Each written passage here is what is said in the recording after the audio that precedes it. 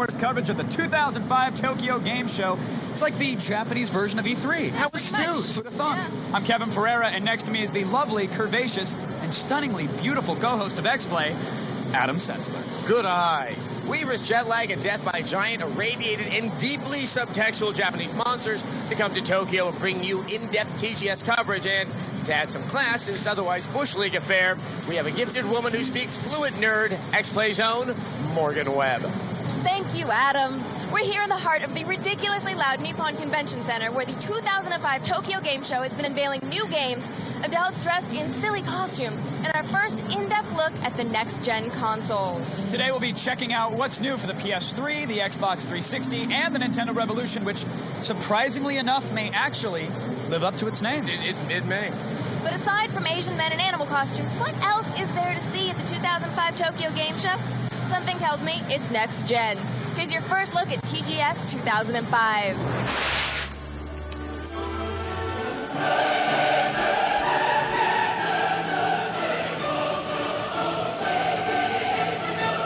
Over 3 days, these exposed concrete walls that make up the Nippon Convention Center will ricochet the deafening sounds of gamers who teeter at the precipice of a next-gen Gamora and who stand orderly in line for anything that has the word Final Fantasy.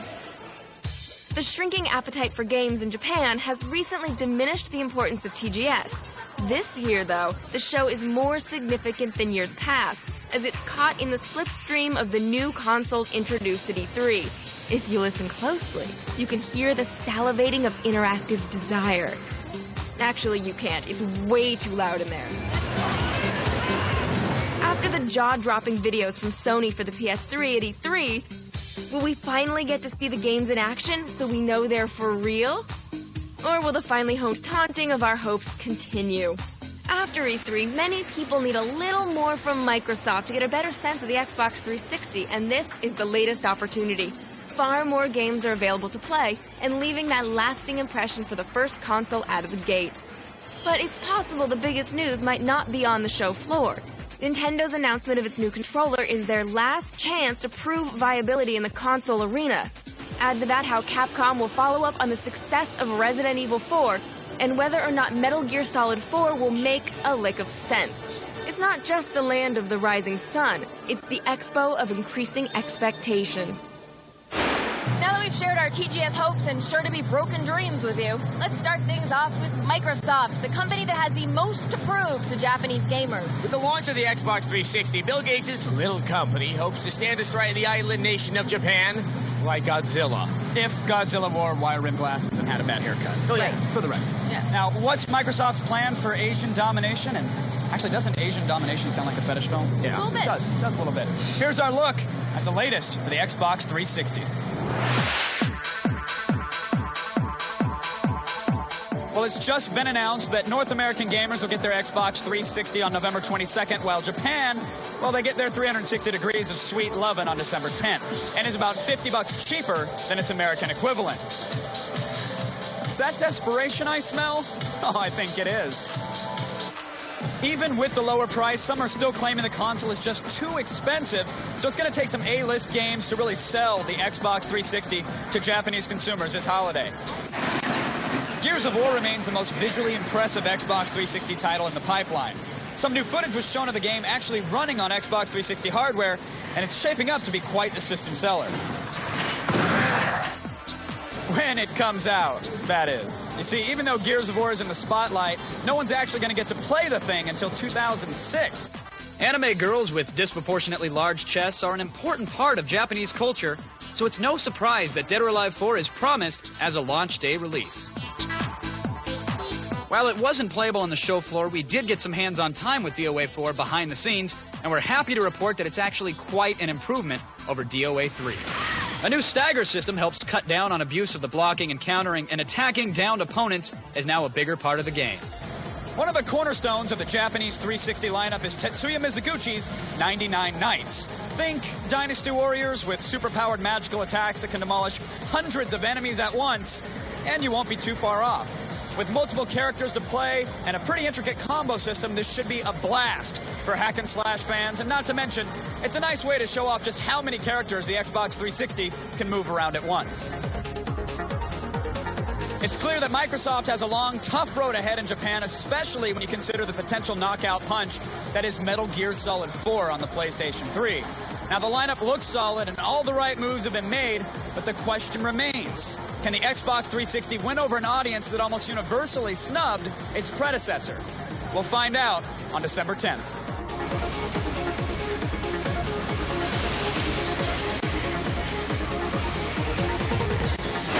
I know a lot of people are excited about the Revolution controller, and some people are saying the PlayStation 3 looks so much better. Look at their trailers, but Microsoft is the only company, to their credit, that's here with playable games on actual hardware.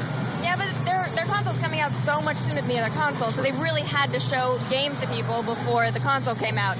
And they are also catering to Japanese gamers with their Final Fantasy XI. You couldn't get near the screens. Everybody was so excited, and everyone's meowing at the screen. It's very bizarre. They should just call it the Final Fantasy box. I think the one thing I've taken is it's a fine piece of hardware. I am excited for it, but with the loss of PGR3 and the seeming loss of Oblivion, their launch titles are just looking weaker than I ever thought they would. Now, earlier today, while Adam and I basked in the warmth of thousands of sweaty otakus, Kevin caught up with legendary game developer Tetsuya Mizuguchi. I'm here with Tetsuya Mizuguchi, the man behind the game with the single longest line at the Xbox 360 booth here at TGS. Mr. Mizuguchi, please tell me about N3 99 Nights. 99 Nights is an action strategy game which revolves around a large war. The theme may be war, but the main story is a drama. So you're showing off a new trailer here at TGS, and I'm seeing different characters. They look playable. I'm seeing different races, not just humans. There's some orcs. Who will we actually get to control in 99 Nights? There are many different characters and races to play in the game. The plot unfolds as you play through each character's story. Some people are comparing 99 Nights to Dynasty Warriors.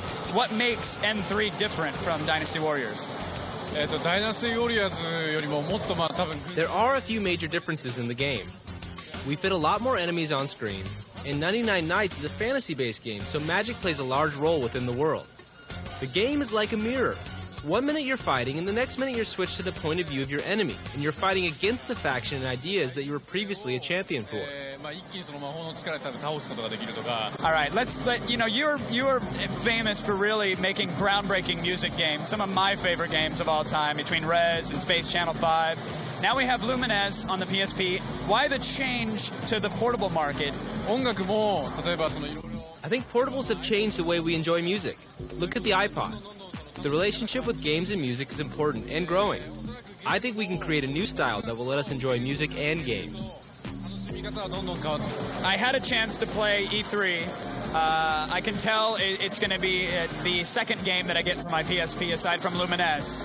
I'm waiting for Rez 2, and then I play E3, and I see little cubes that look like they're from Rez, and I see graphics that look like they're from Rez, and I'm wondering, do you consider E3 to be more of a sequel to Lumines, a sequel to Rez, or is it something entirely different? Totally different. This is a shooter, but this is not a shooting game, Actually, that's a really good description of it. That's a very good description. I want to talk about Microsoft's strategy for Japan, because the original Xbox, the first one, didn't do so well. People seem to ignore it. And I'm curious, do you think Microsoft has a different strategy for the Japanese market? I think it's important to have a global strategy. When an American developer makes a game in a distinctly American style, and then they try to bring the game to Japan, it really won't be successful. Microsoft needs a global strategy. With the Xbox 360, a global strategy was considered, so I think this time Microsoft has a chance. Were you going somewhere? An ancient Chinese curse forces you to say. Because coming up, we have next-gen games from Sega and Capcom. And later, 2 consonants and 1 numeral spell happiness. P, S, and 3. So you didn't win an Xbox 360 system in the Mountain Dew sweepstakes? Fighting for parking spaces. When people think of Sega, they think of cute little hedgehogs. It's that sort of thinking that led to communism. Sega is so much more than spiny animals, as it showed at the Tokyo Game Show. You like mechs, right? But not just any mechs. Chrome Hounds. Specifically enhanced mechs with big old battlefields to play around in. These Raphael Palmero-ish tanks will continue well into the next generation. Walk through the valley of the shadow of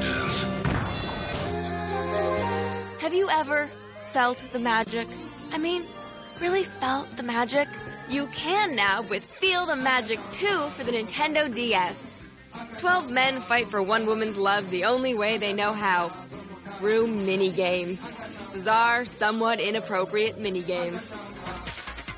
In a room closed off to the regular people, Sega showed off Ryuga Gotoku, a journey through Japan's ganglands.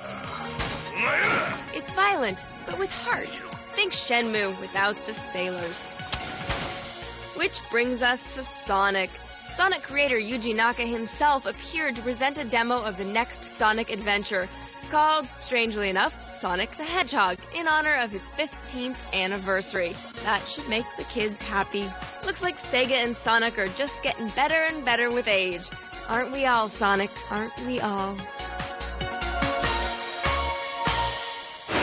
I mean, it's great that they're bringing Sonic to next gen, and they have to do that, obviously, but, I mean, it's Sonic. How much better do you really need it to look? I mean, it's a cartoon hedgehog. You know, I mean, the draw distance is greater, weather effects. I mean, it is making the leap a little bit, but it's still a cartoon hedgehog. It's still Sonic. Yeah. Sonic. And it's not Billy Hatcher. Thank the Lord. I think the other thing that's notable about Sega is they're doing one of the best jobs of having games that are developed for a Japanese audience and games that are being developed for an American audience. You know, while you have Sonic on one side, which is of course Universal, you do have stuff like Condemned in Full Auto, which are clearly for a Western audience. And I have to wonder, I mean, yes, it is clearly for a Western audience, but so are many of the other games that are out there on the show floor. Where is the Full Auto? It's I know. complete. I would have loved played to it have at seen E3. it. It was good fun. They should have brought it. Yeah. Anyway, but if there's one thing that can chuck everyone into silence, it's hot next-gen zombie action. Earlier today, I went in search of zombies in Capcom's 2005 TGS lineup.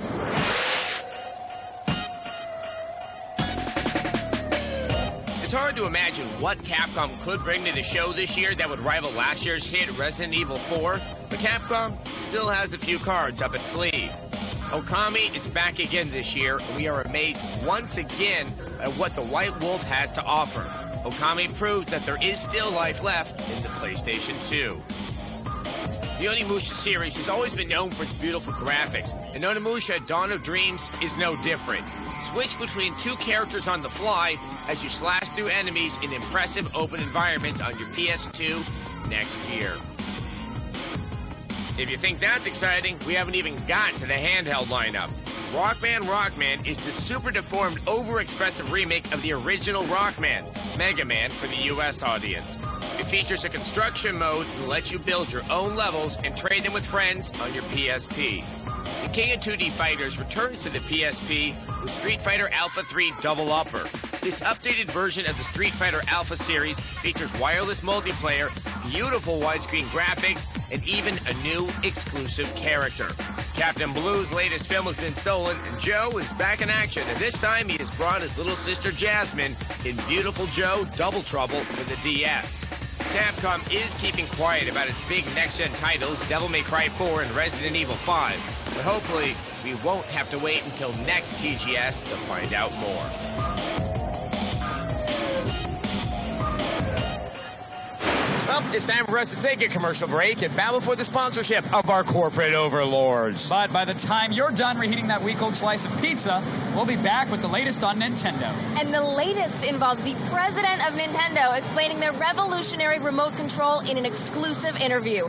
Stick around. Architecture, ancient customs, and people who dress up like freaking nut jobs. Yes, our coverage of the 2005 Tokyo Game Show continues, and let's be honest, we're here for one reason, to get a look at the next-gen consoles. And one of those consoles is Nintendo's Revolution. What is this mysterious controller Nintendo has been talking about? Is it a hybrid of every controller from the NES until now? Is it a small marmoset? Or is it a nunchuck? Well, in Nintendo's case, hopefully it inflates into a life raft because they sure need one after the dismal performance of the GameCube. And after what we've seen today, honestly, this puppy might just float. In the days and weeks leading up to TGS, Nintendo fanboys and industry analysts alike were abuzz with speculation about Nintendo President Satoru Iwata's keynote address. Rumor had it that Iwata-san would unveil the much-hyped controller for the Nintendo Revolution. And unveil he has. Wait, it's a remote? Yes, at first glance, the Revolution controller looks like a glorified remote control, but it's much more than that. The controller uses motion sensing technology to track your every move. Iwata did not show any gameplay of the controller in action, but their teaser trailer was filled with clips to set our imagination afire. Baseball, swordplay, drumming? The controller can also be tethered to a more traditional control stick, forming a kind of space-age nunchuck. Imagine playing a first-person shooter, moving your character with a stick while aiming with the controller. The focus seems to be on game tailored to an audience that wouldn't normally play games. What better way to bond with your grandson than a peaceful fishing trip in your own living room? We weren't fortunate enough to get our hands on the controller, but we talked to one lucky games journalist who did. First time I actually saw it, I was very confused. But I would say, just like the Nintendo DS, you have to get your hands on it. You really have to touch it. They had Metroid Prime 2 running with the controller, and which is really weird, but very cool, because with the actual remote control controller, that's how you would look around, and then, you know, you'd go forward, back, left, and right, strafing with the analog stick. And, you know, it sounds really weird at first, but it made me feel like a kid again, which is really cool. Truer words have never been spoken. We can't tell yet if the Revolution controller will live up to its name, but these clowns sure seem to like it. I think the coolest part about the Revolution controller is not that I want to play it or that everybody else wants to play it. It's that developers are running around TGS and you literally hear them getting excited over what they can do with this new peripheral. And it takes a minute to really figure out the potential of this controller. You look at it and you're like, what is that? It's a thing with a thing, and then your mind starts to think about it, and you start to think about all the things that you can do with it. I know, like the brand new game. I thought I was going to sober up after first seeing it. I've gotten only more excited. Yeah. It's like a running game around here. It's like, oh yeah, we can do this, and we can do this, and we can do this, and I just say, America, think about it for a second. It's rad. And I think it's really going to bring a lot of people into gaming, because they're going to see how interactive it is and how simple it is, and I think it's going to be great. And it's different. It is. I love different. And please never sober up, Adam. Just don't. He won't. But, who cares what we think about the controller? Earlier today, G4TV's Jeff Keighley caught up with the head of Nintendo, Satoru Iwata, to find out what the hell is going on with the Revolution. Mr. Iwata, thank you so much for joining us here on G4. Thank you. Now, tell us a bit about how you came about this design for this controller. What Nintendo really wants to do is expand the gaming population. So how can we do that? I think the biggest concern that a non-gamer may have about holding a controller is that the controller needs to be held with both hands and both thumbs need to move and react very quickly. This is very intimidating to them. So we wanted to make the game controller something like this. Something you can hold in one hand as if you were holding a remote control for your TV. Now, at the keynote, you demonstrated the nunchuck controller, which is an analog stick. Do you have ideas for other expansion controllers that you might have for the system? The expansion slot gives us enormous possibilities with the Revolution controller. The interesting thing is that the core, freehand controller already has the necessary functionality to control video games. The expansions will be used to realize unique gameplay. Also, the nunchuck controller will provide people with a great new sensation when playing first-person shooter games. We are also thinking about an adapter or skin for those who wish to play existing games with existing controllers, and is going to work very well. You will actually insert the core unit into the skin, and it will look very similar to a regular controller. Now, in your keynote, you showed the controller, but you didn't show any of the games. A lot of people are wondering how the games are actually going to look. So people are speculating that it may not be as graphically powerful as the rival systems. Is that fair to say? If you are just going to compare the spec sheets, then the Revolution may not have higher numbers than the PS3 or the 360. But the fact of the matter is that if you connect their machine and our machine to an ordinary TV set at home and compare them, I don't really think that you'll be able to see a huge difference in the graphics. Now, what is your strategy in terms of pricing? Because if the system might be less powerful graphically, there's a possibility you could charge less than the Xbox 360 or PlayStation 3, which are expected to be very expensive. So is it possible that the system like the Revolution would come out for as low as $199? Well, it's too early for me to discuss an exact price, but I will say this.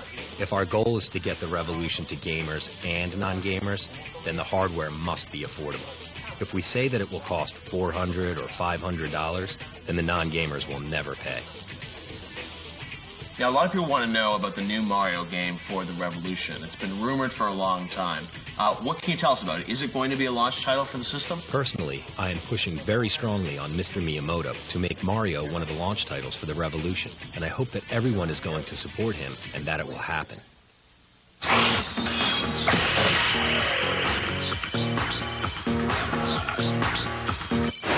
I have to hand it to Nintendo on this one. I haven't seen a single game for this system, but I am so excited. Yes. I am excited to collect gold coins with the flick of a wrist. Now, okay, seriously, there are so many games at this year's Tokyo Game Show, it's almost impossible to cover them all, but damn it, we're gonna try. Yes, feast your bleeding eyes on this. Namco is showing its best impersonation of Formula D with Ridge Racer 6 for the Xbox 360. And this marks the first time the series has ever appeared on a Microsoft console. The playable version on the show floor is running in time attack mode, so it's just you against the clock. The game doesn't stray too far from its roots with the signature drift or die control intact. Get ready to do some 360s on your 360 when the game launches with the system this November. Playing to the inner 13-year-old in all of us, Konami's latest Babe Brawler Rumble Roses XX for the Xbox 360. The follow-up to last year's PlayStation 2 game lets you and a friend bushwhack another tandem in Xbox Live tag team action. Mud Wrestling has inexplicably been cut for the Xbox 360, but the improved combat system and sexed-up character models, well, they keep things just as dirty. Snake and crew are all in once again in Metal Gear Acid 2 for the PlayStation Portable. The game is still a card-based strategy game, so don't get too excited. But with a stylish new look, hundreds of new cards, and a nifty 3D mode, fans of the series have a lot to look forward to. In Namco's Unreal 3-powered Frame City Killer, you play as an undercover hitman named Crow. You must profile, track, and orchestrate hits on various baddies around Frame City. The goal of the game is to stop the enemies from using the newest drug on the street, visual acid, to kill innocent people. Frame City Killer will drop on the Xbox 360 later this year. Tetsuya Mizuguchi, the man behind the deviously addictive Lumines for the PSP and Meteos for the DS, is dropping some visual acid of his own with his new PSP game, Every Extend Extra, or E3 for short. Like Lumines, music is central to the gameplay, but E3 is more of an action shooter than a puzzle game.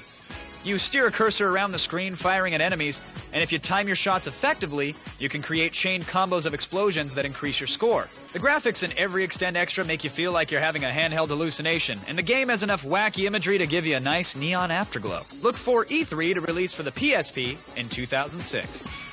The power of attorney compels you to keep watching. And when we return, there's nothing more embarrassing than a grown man dressed as an eggplant. Yep, we'll show you Japanese cosplayers in their native habitat. And later, PS2, sorry, I'm so over that. We'll be seeing what's new for the PS3. We'll be back. Tokyo Game Show where the only thing rawer than the fish are our nerves. Clever. And we still have yet to track down the PS3, which up until now has eluded us like fame and the acceptance of our parents. But we will see it later in the show. But first, they've been called weirdos, they've been called freaks, and they've been called drag queens with better imaginations. But we know them as cosplayers. I mean, what would a trip to Tokyo be without me defaming myself by putting on a ridiculous outfit? This is my story. Yeah, so they call this a camera. Oh, that changes everything. Yeah. You going back in there? Oh, I am so done. I've seen every single game. There's nothing left for me there. Just cosplay.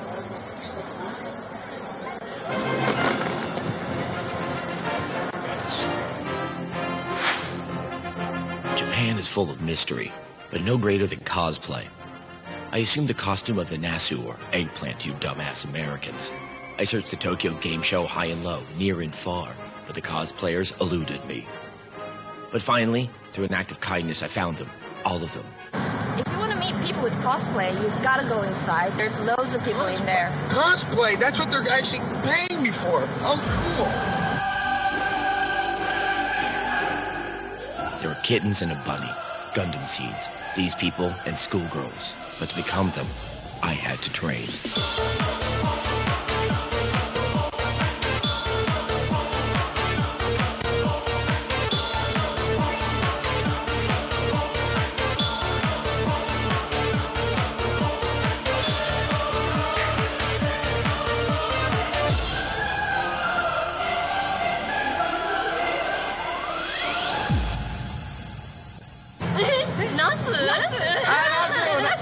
side. Nazi side. Hey! How did you get your eyes to do that? They're color contacts. Oh, I got mine through unprotected sex. We're from Final Fantasy VI. See, yeah, that's a big one for the Americans because it's not that easy to find. Anyway, I was just telling you that. See, it's like Halloween, but really, really pervy. Semite powers activate. We're making a difference. We just don't know how. Today I've learned that there's a place that a man in an eggplant costume can feel at home and at one with others that doesn't involve a padded room. And it's right here at the Tokyo Game Show. And I hope this feeling lasts forever. Oh no!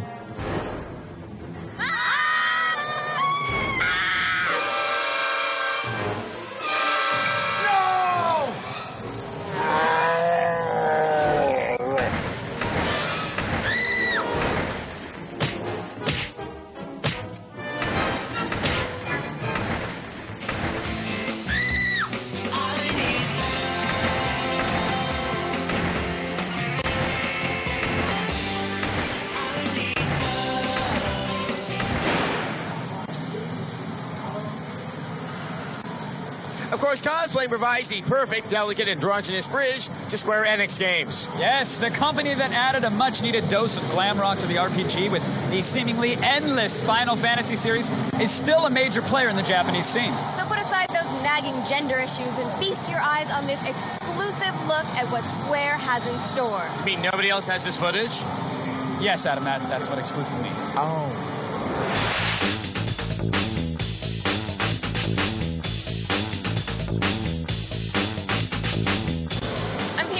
Enix booth where the general mood is one of redemption. Since Final Fantasy Advent Children sold out in Japan in about 2 days, which instantly makes it more successful than Spirits Within. Now, Americans are going to have to wait till later this year to get their hands on this spin-off of Final Fantasy VII. But we're not here to talk about movies, we're here to talk about games. And the cultural childhood marketing continues with Kingdom Hearts 2. Now, after a brief stint on the GBA, it returns to the PlayStation, and there are some new faces, like Johnny Depp's lovable little pirate mug, and of course the world of Mulan. Looks like the best work Disney's done since those stuffed toys they make in China.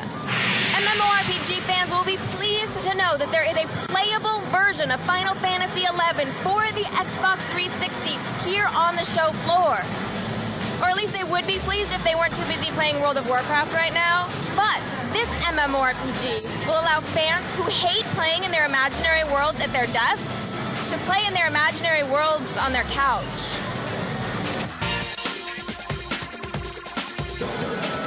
In an attempt to milk every last drop from Final Fantasy VII, Square has taken a minor character and given him his own game. Now, Vincent Valentine is a gun-toting vampire in this third-person shooter, Dirge of Cerberus. Unfortunately, not much is known about the story, except that it takes place 3 years after Final Fantasy VII and 1 year after Advent Children, which means we're not going to be playing this game for a long time.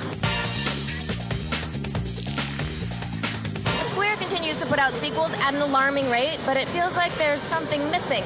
Final Fantasy XII. I mean, they have a trailer up on the big screen, but we've seen it before. You know, it's starting to feel like we may never see Final Fantasy XII. Maybe Square should put out an Amber Alert. You know what's the worst part about being here in Tokyo? Your night terrors? What? I mean, our rooms are right next to each other. And by the way, if I have to wake up at 3 a.m. by your screaming, I swear to God. No! The worst part about being here in Tokyo is that there's all these cool games that are never going to see the light of day in the States. Yes.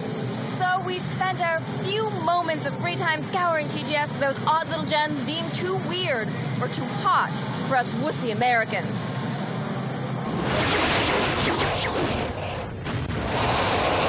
While it's a bit overshadowed by 99 Nights, Genki's Akusagami is an impressive hack and slash you won't need to buy a new system to play.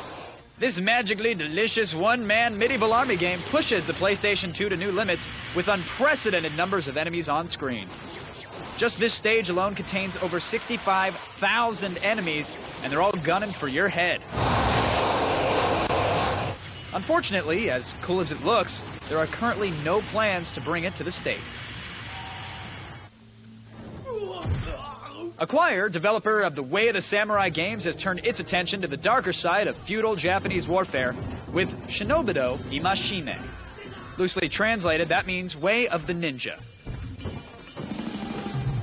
Starring amnesiac ninja badass Go, this sneak-em-up boasts a detailed physics system and oodles of ninja gadgets with which to torment your foes. As in Way of the Samurai, you're free to make decisions that alter the story and complete missions in a variety of ways. Again, no U.S. release set for Way of the Ninja, but fear not! We suspect that this ninja will find a way. Finally, a game we're sure to get in the States, but we just had to mention it anyway. Forget that Maximo guy. Good old Arthur is back in Armor and Boxers for Extreme Ghouls and Ghosts, the first brand new G&G game since the Super Nintendo days. The graphics are 3D, but the gameplay is pure classic 2D goodness as Arthur fights and double jumps his way through yet another gruelingly difficult adventure. The demo on display is a bit mushy in the control department, but with a little refinement, Extreme Ghouls and Ghosts could sell a lot of PlayStation portables to the old school gaming set. Now, unlike us, no one has taken away your passport to ensure you don't go anywhere, so just gonna have to trust you. But when we come back, we'll dissect the trailer for the biggest game of the show, Metal Gear Solid 4. Why, were you expecting traditional dance? Yeah. I wasn't. Me neither. Machines, I think they're an urban legend. No, I have some. I actually have some. Yeah. Hey, welcome back. And not a moment too soon. We're nearing the end of our TGS coverage, but let's just say that there's a reason the phrase saving the best for last is a cliche. And we never met a cliche we didn't like. Now, Hideo Kojima is settling for nothing less than oohs and ahs this year, and we'll gladly oblige him.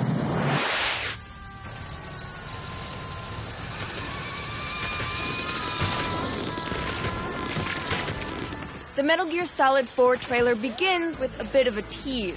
Could MGS 4 be a first-person shooter? Well, it doesn't take long for Kojima to pull that rug out from under us. So now we know that Snake's still gonna be sneaking around and picking his spots carefully. While we can't be certain, an educated Metal Gear fan will assume that this geriatric Snake has the Fox Die virus and needs injections to combat it.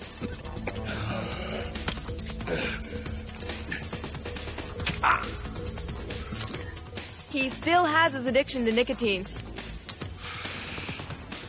And Otacon still has an addiction to nagging him about it. It's obvious that MGS4 takes place well after Metal Gear Solid 2. Strangely, Snake looks to have aged a good bit more than Otacon. Could Snake be a clone? Of course, he wouldn't be Solid Snake without a utility belt full of gadgets. This time he's got a cybernetic eye patch that scans for known threats and cheap wenches. Arrgh! Snake will also reportedly be able to tweak his weapons in a number of ways. The game begins with Snake being dropped into the middle of a war zone. As to who you're fighting this time, well, it depends on you. Attack one side and the other side becomes an ally. Sharp Kojima fans will note that Snake's robotic buddy is actually from one of his first games, Snatcher. With the graphics already proven to be running in real time, we can't wait to snatch this one off shelves when it ships in 2006.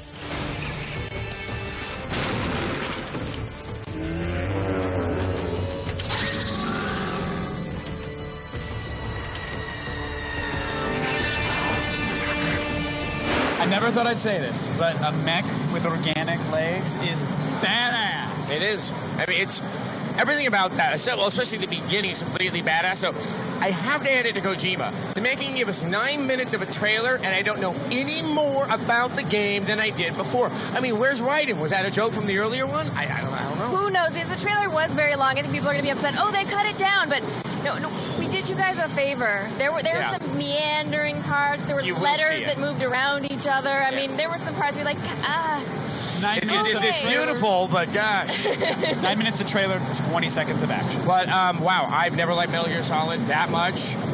I want to play. And this is similar to the reaction I had when I first saw Resident Evil 4. I agree. Now, if you're not welded into your seat in anticipation of what's coming up following this break, you either haven't been paying attention or you work for Microsoft. We gingerly approach the PS3 after this.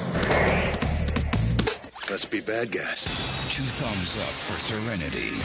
A brash, funny, action-packed hit of sci-fi ecstasy. It's a hipper, funnier throwback to the original Star Wars. Serenity, rated PG-13, now playing. What are you setting your sights on? And when you see it, will you be ready? Just pick up the phone, dial 1-800-645-ARMY, and you'll get this free DVD. You'll learn about the hundreds of opportunities the Army can offer you.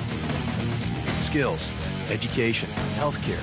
Call 1-800-645-ARMY, and you'll also get this free boonie hat. Whatever you're looking for, the Army can help you find it. The best is yet to come, and they won't it be fine. You think you've seen the sun, but you ain't seen it shine. Wait till the warm-up's underway. Wherever business takes you, Best Western is there. Best Western, the world's largest hotel chain. Stay at Best Western this fall and earn double reward points or miles. AAA members can earn triple points. We believe we can score a joking face off. We believe in the unbelievable. We believe in that. We believe in the great one, the next one, and that we are all part of one big hockey family. Unless you have the luck. That's different. We believe in hockey. The NHL on OLA, Mondays and Tuesdays. Check local listings. The Man Show is back. Weeknights at 10, starting Monday night on G4. Hey, you're done shopping for car insurance? Yes. Honey, did they compare this rate to other companies? No. How about service? No.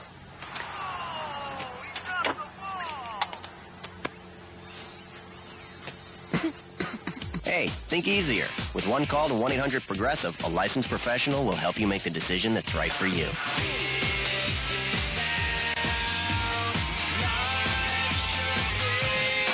Do you believe anything is possible? I do. I work at Earthlink. A world without viruses? Spyware. Or online identity theft? I believe. Introducing Protection Control Center from Earthlink. All your protection needs in one place. Scans for all threats with just the push of a button. Faster, simpler, smarter. I believe. I believe. Call now and get a great deal on Earthlink High Speed. Earthlink. We revolve around you. Need a late night snack? Try barbed wire biscuit, a mouthful of mashed up mayhem. Where's that coming from? Barbed wire biscuit, tonight at midnight. Welcome back to thousands of miles to see. Of course, I mean the PlayStation 3. PlayStation. PlayStation. PlayStation.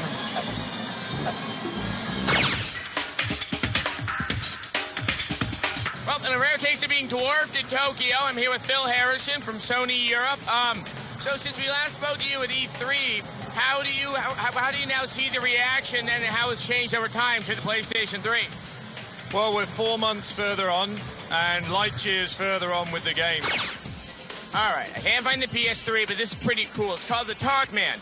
It uses your PSP microphone and translates your voice into many different languages. Hopefully the one that will help me find the PS3. Now, we've been seeing spring 2006. Is that now a set time period for the release of the PlayStation 3, or is it subject to change? Well, you know us. If you look at our history, we don't announce the specific launch date or the price until quite close to the launch. So, Sony doesn't want to talk launch date yet, and it doesn't want anyone outside of Japan to see the few new games it showed either. The media received no new PS3 footage. So, we yanked some unused clips from the vault. Take to the crimson skies with Warhawk. The revival of this airborne shooter has digital flight jockeys fondling their thrusters with excitement. PlayStation. The Getaway 3 is still just a basic tech demo, but rumor has it that the visuals are running solely on the cell processor. If true, this will be one city everyone will want to visit. It wouldn't be a Sony console without a signature driving game, and Polyphony is already grinding the gears on Vision Gran Turismo. You know what to expect here, so I won't even bother. God damn, that's a big robot. Check out the scale of Mobile Suit Gundam and tell me you aren't interested in this franchise for the first time. Even though we never got to wrap our hands around it, what about that boomerang of a button panel? What we showed at E3 was a design concept. And we have got a few things that we're working on, some exciting new additions, but we'll wait a little bit before we share that with the world. PlayStation?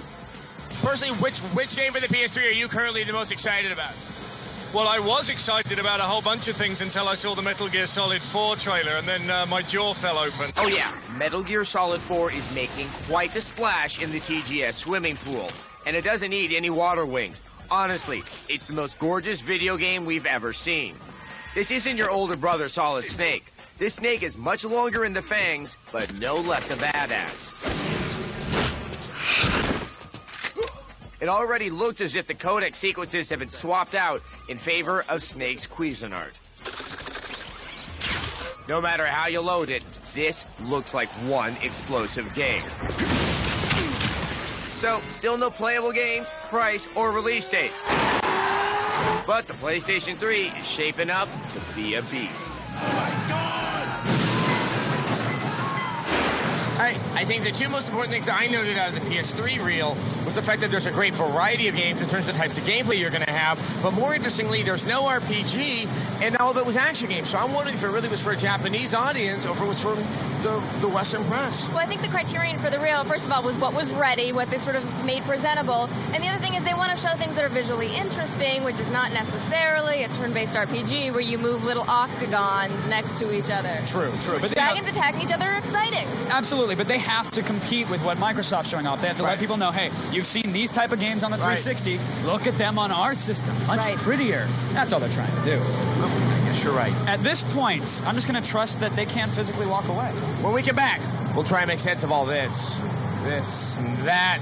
All we've seen, touched, and stuffed in our pockets, but no one was looking. Is some of it food? No. A little bit? No.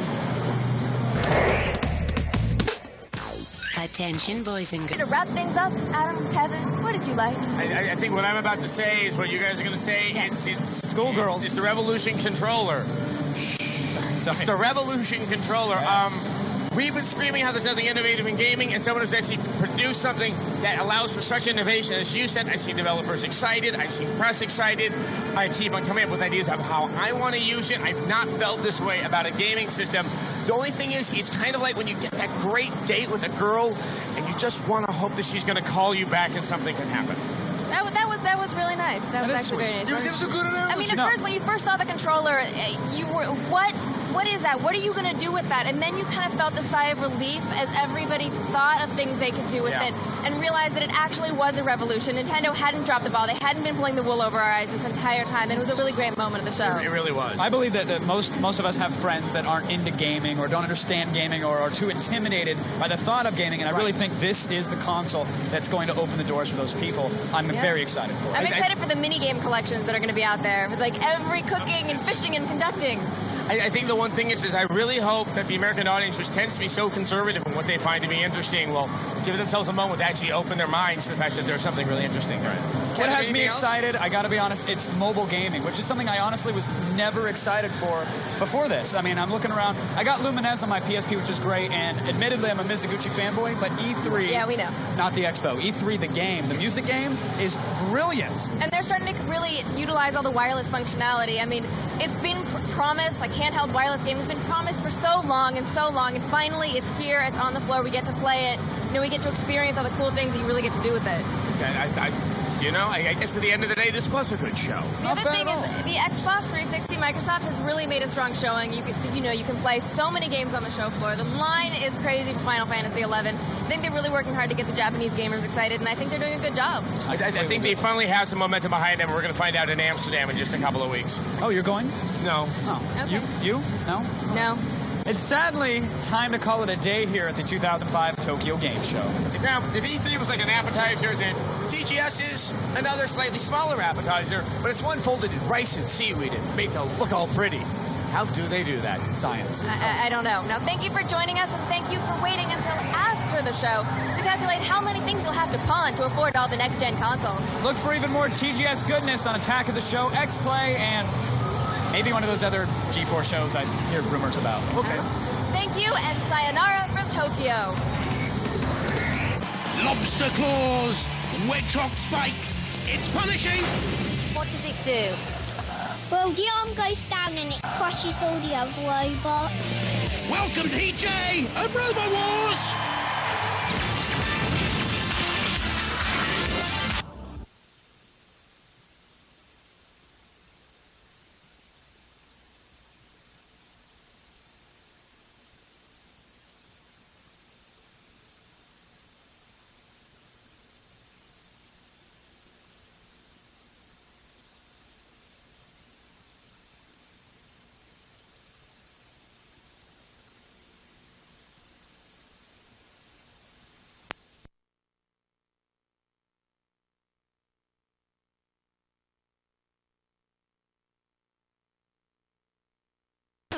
I'm gonna be a pilot. Out of 5. That game sucks. See, the movie Starship Troopers was bad, but in an enjoyable way. This game is bad in an I don't want to play it way. If you want so bad it's fun games, look to the Metal Gear series. Naked guys, bad acting and cutscenes. No, you want video game camp? I got enjoyable way. This game is bad in an I don't want to play it way. If you want so bad it's fun games, look to the Metal Gear series. Naked guys, bad acting and cutscenes. No, you want video game camp? Way. This game is bad in an I don't want to play it way. If you want so bad it's fun games, look to the Metal Gear series. Naked guys, bad acting and cutscenes. No, you want video game. This game is bad in an I don't want to play it way. If you want so bad it's fun games, look to the Metal Gear series. Naked guys, bad acting and cutscenes. No, you want video game camp? I got 3 words.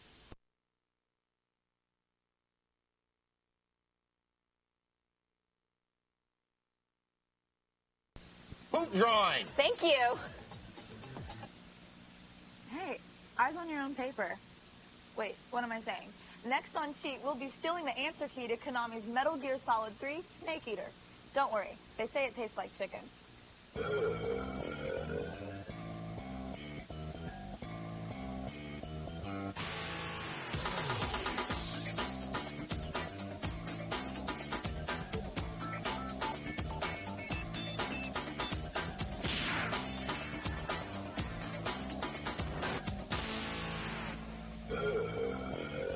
Welcome to Cheat. I'm Kristen Holt. This episode's all about the appetizingly named Metal Gear Solid 3 Snake Eater. First up, we sit down with game creator Hideo Kojima. As the game guru behind the MGS series, Kojima's credited with making stealth games popular. Of course, we didn't have any trouble finding him. You know what they say, it takes a thief to catch a thief.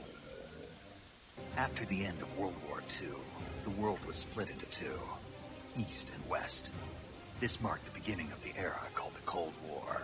Metal Gear Solid 3, Snake Eater, is actually a prequel to the other Metal Gear games. So if you played those, you literally have to play this one to keep from messing up the whole space-time continuum thing. And you don't want to mess that up, do you? Didn't think so. Anyway, in MGS 3, you're tasked with recovering the Shagahod, and you've got to get past the Gru Armada, plus your former mentor and pal, the boss, to accomplish your mission. Boss? Confused? Well, just demolish something. That usually helps. I consider MGS to be the 007 series. We're a totally different group of people who keep on producing these films. We finally felt like it was coming together, even though it was the third one, and we were able to do what we wanted to do. One of your best buds in the latest installment of this groundbreaking game is Major Tom. He'll be contacting you on the radio. This will be a sneaking mission. You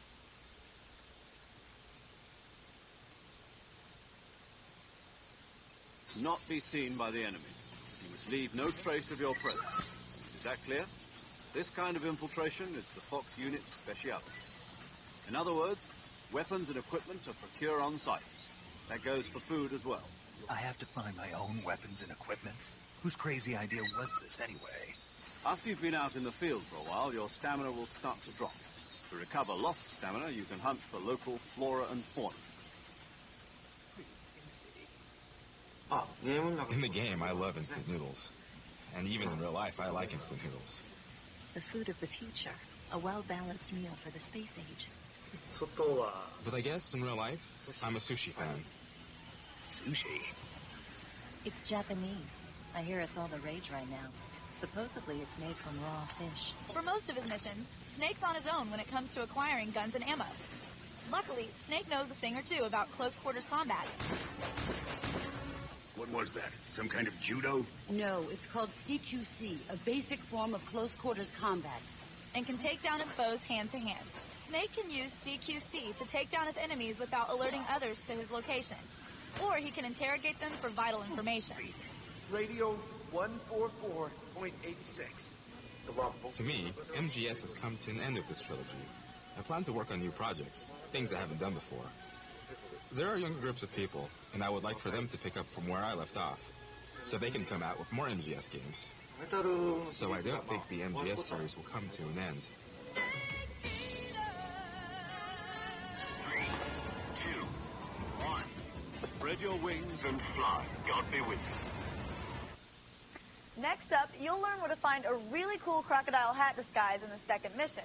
One important safety note, though. It works much better in the jungle than it does, say, on the bus or at the mall, just so you know. You'll also learn to lay a beating on your old buddy Ocelot. Damn, doesn't that guy ever get tired of beating? Viewer Matt C. has written in to ask for the location of the crocodile cap, a very useful piece of camouflage. Okay, Matt, we'll help you find the lid. Start heading southwest until you encounter a submerged log. Dive under the log and head for the opposite shore. Once you land, collect anything you find, then head east until you come to this tree. Scurry up the tree, then jump down to the vines below. Crawl across to the next set of vines and drop down. Hey, what's this? Why, it's a perfectly good crocodile cap. Use it to sneak up on some enemy soldiers. One important safety note. While the croc cap may fool humans, other crocodiles seem to get real pissed off when they find you wearing their buddy on your head. Crocodiles are sensitive like that. It's just you and me. No one to get in our way. The Bolsaya is also the location for your first boss battle against Ocelot. Now, Ocelot has a cool name and some impressive pistolero flourishes, but he's basically a punk ass. 12 shots. His main fighting technique is to duck behind a rock or a tree to tempt you into wasting your bullets. Don't fall for it. Instead, duck behind your own rock and wait until you get a clean shot. Or you can shoot down the beehives over Ocelot's head to flush him out of hiding. If you run out of bullets or grenades, there's more behind the trees to the east. So remember, to take the showboating Ocelot down a notch, make like Muhammad Ali. Float like a butterfly and sting like a bee. Damn it. Found us.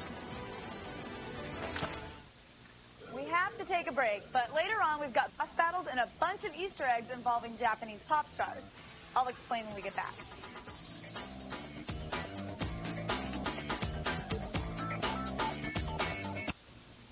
Show me a rider who's never taken a fall.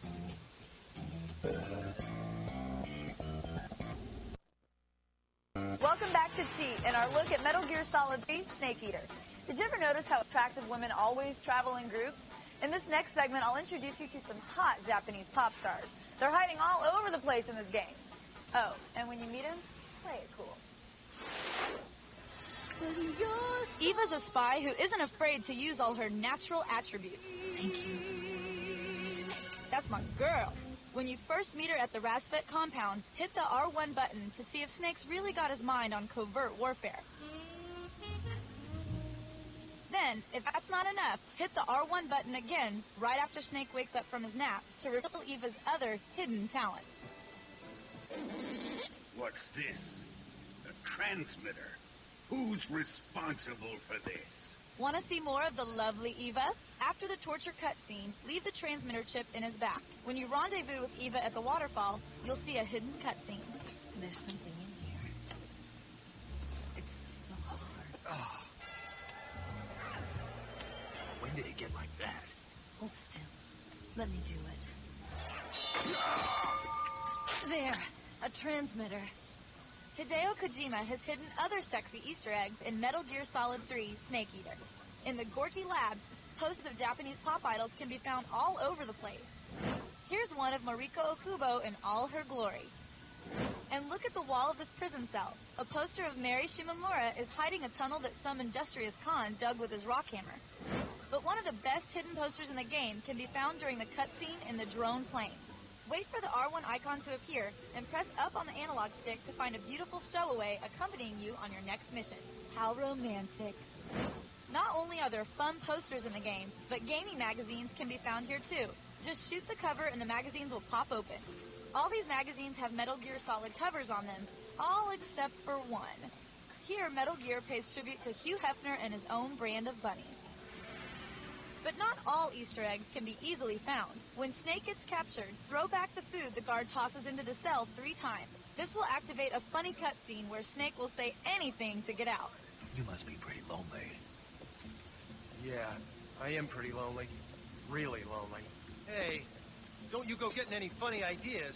The cutscene will also reveal another way to get out if Snake's proposition doesn't work. When the guard starts talking about his family... My dad's a Johnny, and my son's son will probably be a Johnny, too. Look at the back of the photo he holds up. It's the radio frequency to open the jail cell. The whole clan of Johnnies. If you thought being in jail with Johnny was scary, wait till you meet a man named The Fear. Ooh, are you scared? Of course you are. You're cheating.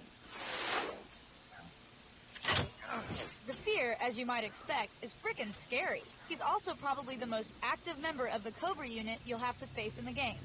The boss is a friend. I will give you fear such as you've never experienced before. Come into my web. We recently received a distress signal from viewer Steve10390, who says he's having some trouble conquering his fears. Before confronting this Peter Parker wannabe, enter the cure menu and heal yourself. Remove the poison from your body, and while you're at it, take that pesky arrow out of your thigh. It might attract hipster-piercing chicks, but it's no good for fighting. Next, turn on your thermal goggles to help you track the Fear's movements in the trees. As a bonus, the crosshair from the goggles will give you an accurate weapons lock. The Fear may look menacing, but like most bullies, his bark is worse than his bite. His favorite thing to do is leap from tree to tree like George of the Jungle. Eventually, he'll wear himself out, then you can blast him.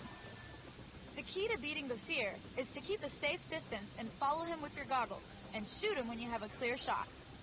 When the Fear does come down from the trees, he'll try to knock you down. But just resume your strategy of tracking and blasting, and you'll eventually defeat this king of the jungle. I'm getting hungry.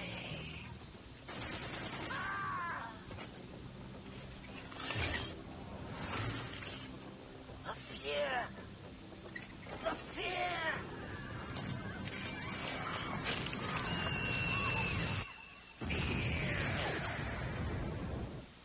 After the break, that kooky Kojima will lead you on a very special Easter egg hunt. I suggest you put on your bunny costumes now. Seriously, hop along.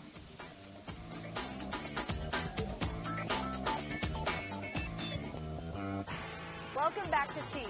You know, for me, Easter's never been about biting the heads off those cute little bunnies. But you know what I do like? Easter eggs. We talked to Hideo Kojima about his favorite secrets in the game. In the game, right after you're captured, It's no use. He's not going to talk. He's been trained not to break. Trained by me. go ahead and save your game in a different profile. Leave the game, and then come back and load up that save file from the cell area. What Snake is seeing is a nightmare from his dreams. The Nightmare game you're playing was created by the Zoe 2 team. They've worked on this game for quite some time. Originally, what I wanted to do was have this nightmare sequence be that side-scrolling shooter Nemesis. You know, Gradius. You'll get to play that game And if you get to the end, then you'll be able to wake up. But it was too straightforward, throwing in a game you already knew. So we changed it. You'll be able to play this game that has nothing to do with Metal Gear Solid. And after a few minutes, you'll return to your normal gameplay where you wake up from the nightmare. So it'll be interesting and shocking for players. There's this thing in the game. When you're at the Mangrove River, right after you battle the Pain, you'll head towards the end of the river, and there will be a demo where the end appears. The old man is always sleeping. Is he all right? The end is saving what life he has left in him for battle. Normally, he's dead. But he'll wake up when the time is right.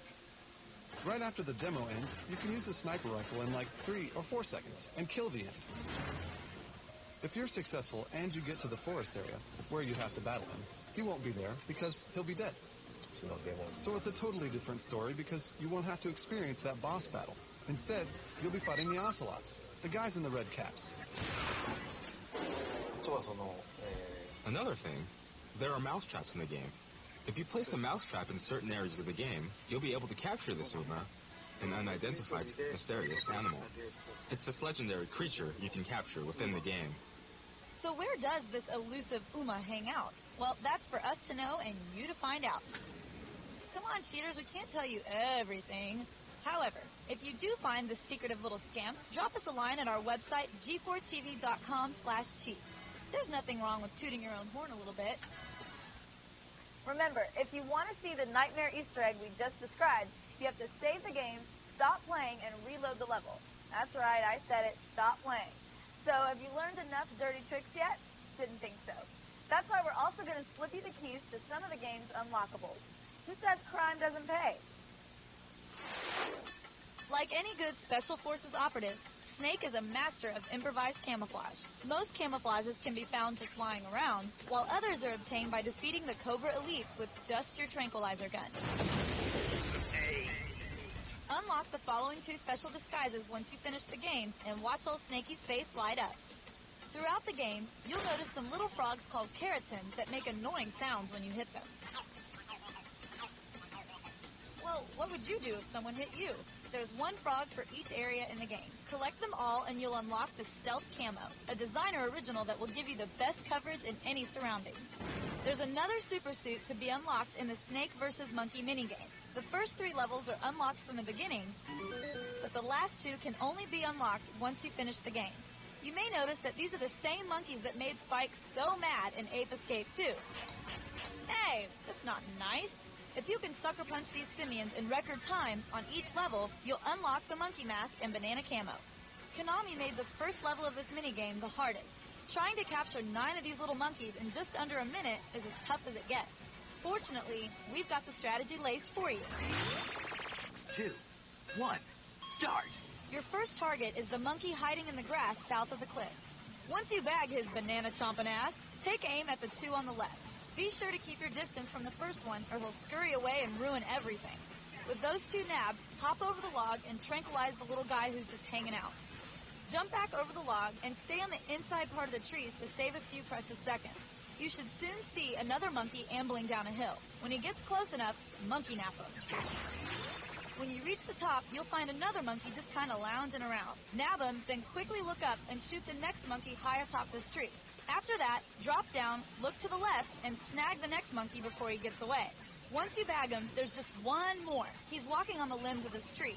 Now you're finished. All done. Of course, you also smell of monkeys. You know how hard it is to get that monkey smell out of your clothes? Anyway, right after the break, we'll totally spoil the ending of the game for you. As giddy as a schoolgirl.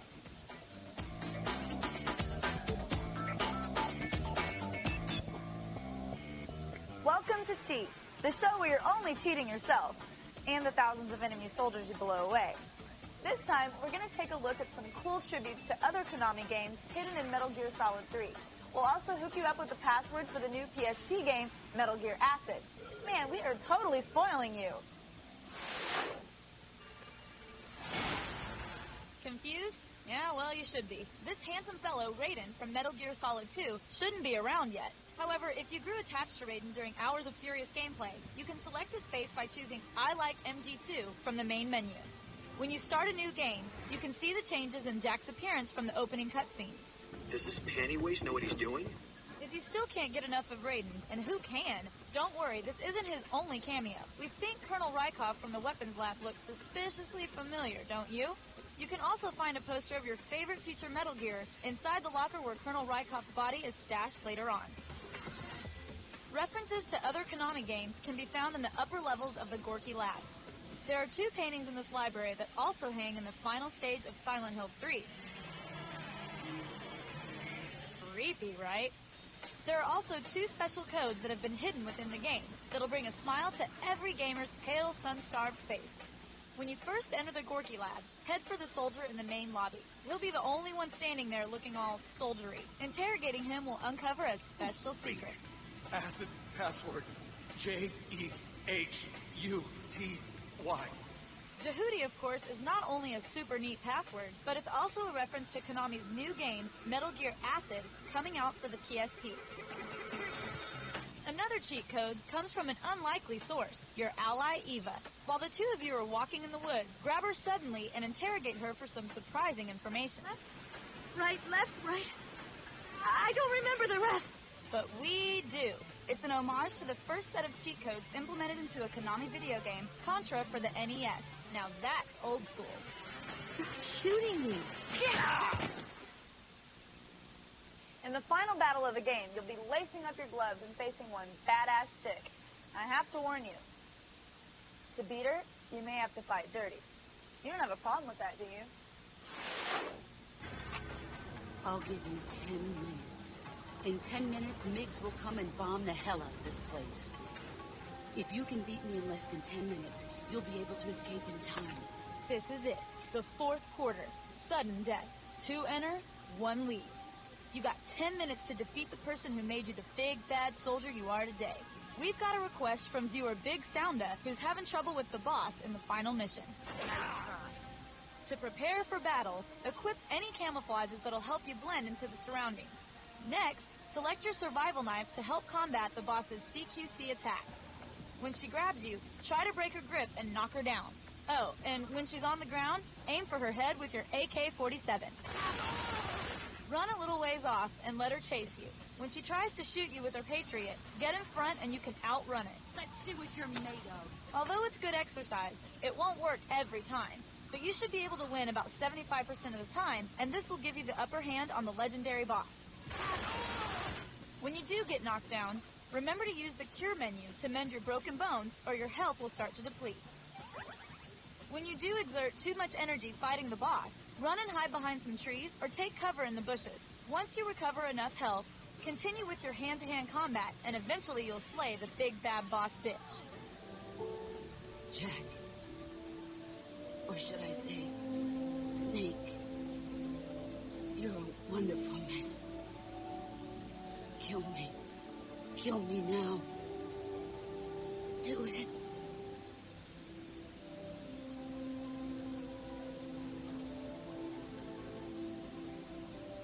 There's only room for one boss and one snake.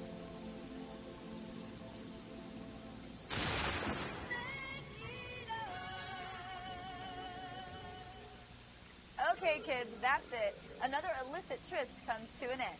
I trust I'll be seeing you at the after party, but if we don't run into each other, leave me a message on the boards at G4tv.com/cheat or email me at cheat@G4tv.com. As always, you can find the codes from today's show on the Cheat Sheet Master database.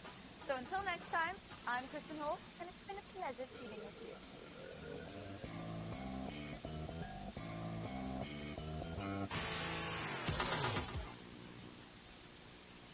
Have you ever wondered if a server can work in extreme conditions? Or if Photoshop can turn a bum into a stud? Or if robots feel pain? Attack of the Show has answers. From the absurd to the outrageous. Welcome to Moon Amtrak. Shining light into the dark corners of entertainment. Attack of the Show. Making sense out of the senseless. Tonight at 7. Only on G4.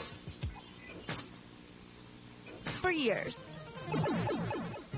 From unlocking levels in Teenage Mutant Ninja Turtles 3, The Manhattan Project, Come on, To the NES game Life Force and Contra Shattered Soldiers for the PS2, where you can use the classic code to unlock 30 extra lives.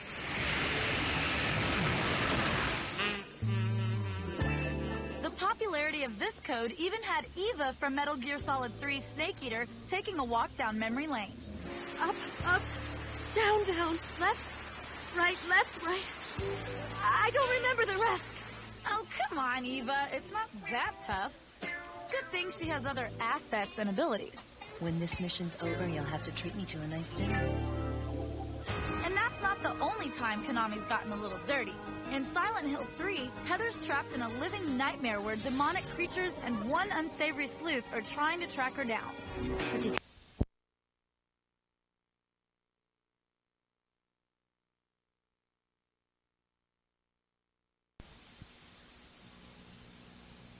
It's Adam Sessler and Morgan Webb. Hello, and welcome back to Explore. Chimpanzees share 98% of their DNA with humans. Some of us more than others.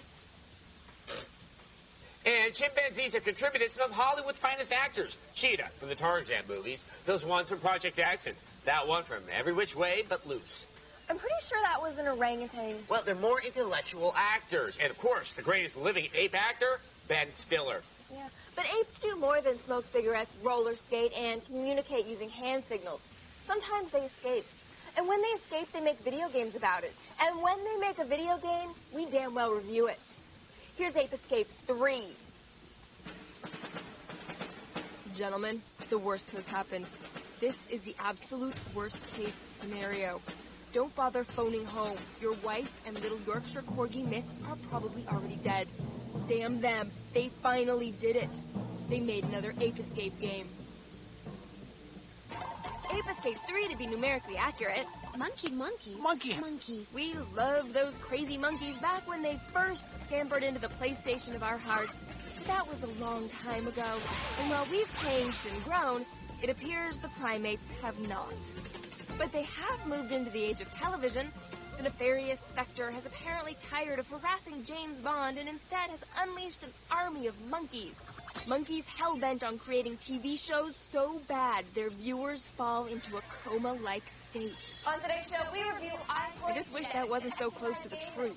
The monkey adventure travels from the absurd. When all your cookies have disappeared, you'll lose a jacket. To the sublime. You'll be able to tell the future using the monkeys you've captured. To the Hideo Kojima. My God, do they use monkeys for everything? Monkeys were used for every modern convenience, including contraceptive devices. But around the corner lurked the great monkey shortage of AOTS 3. I'm sorry I asked. What the evil Spectre didn't count on were these two adorable ragamuffins, Kay and Yumi. Don't be fooled by their vaguely clueless expressions or the bright colors they wear, gentlemen. They are highly trained, born and bred for a single purpose: eliminate the simian threat. May God have mercy on us for loosing them on an unsuspecting world. The best part is all the fun outfits they wear. The boy has a suit of armor and the girl dresses like Chun-Li and a stripper. If you've played Ape Escape before, then you're in luck. You won't have any trouble picking it up because 3 is exactly the same. You wreak havoc with your 6-shooters or your hula hoop of destruction. Your anti-Simeonite arsenal is rounded out by gadgets like the monkey net and the monkey radar. I wonder if she's looking for the monkey originality. As you guessed, there's a lot of monkey in this game. Monkeys. Monkeys. There really aren't any surprises lurking for you. You collect some shiny bits of metal and beat some brown monkey ass with a pink lightsaber until those monkeys are so mad they just want to rip the genitals off old people. Despite being filled by vicious little simians, the whole game screams, "I'm happy and fun and full of primary colored happy fun." So be sure to refill that Zoloft prescription. Some of the levels are cleverly designed, but I can't shake the feeling that I'm still just catching monkeys, jumping on platforms, and collecting coins. All things I can do in other, better games. Ape Escape 3 tears the genitals off 3 old men. Out of 5. Monkeys. Say monkey one more time and I'm ending this review. Monkey. I don't know if necessarily sending the best message to tell kids that cookies can give you special powers. Morgan, childhood obesity won't matter if we can manage to properly enslave the monkeys and bend them to our will. Yeah, it seems like a solution, but the next thing you know, the apes are in charge, and Charlton Heston's career is on fire again. No, never again. Well, people sure is tasty. Oh, and a nice little FYI to the forums. I know apes aren't technically monkeys. I know that. But you want to know what else? I don't care. If the monkeys get offended, they can write me. Until then, save your postage stamps for someone who gives a crap. Speaking of which, it's time for viewer mail. All right, today's letter comes from Chris. He writes, I was just watching...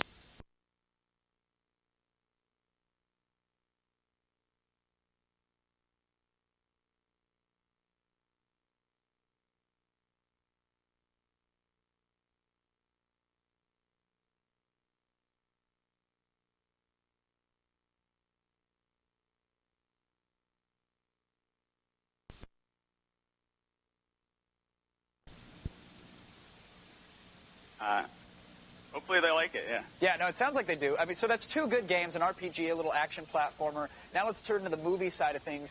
Metal Gear Awesome.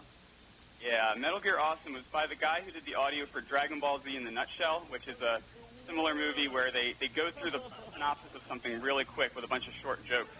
And he does a really great job of just all these really quick gags that shows that you don't need the best artwork in the world to make something that's really fun to watch.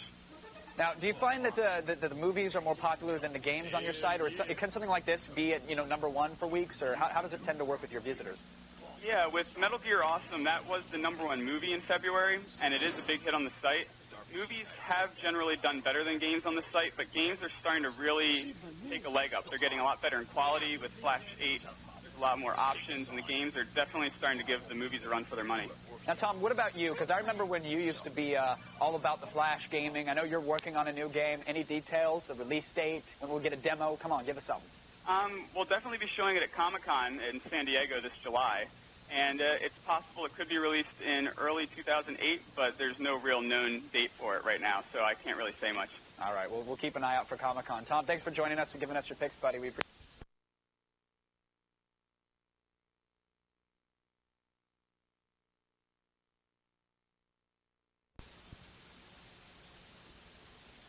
Team up. Now, Vic, I know Metal Gear Solid 3 is one of your favorite games. Yep. So you must be pretty stoked about Subsistence. Are you kidding me?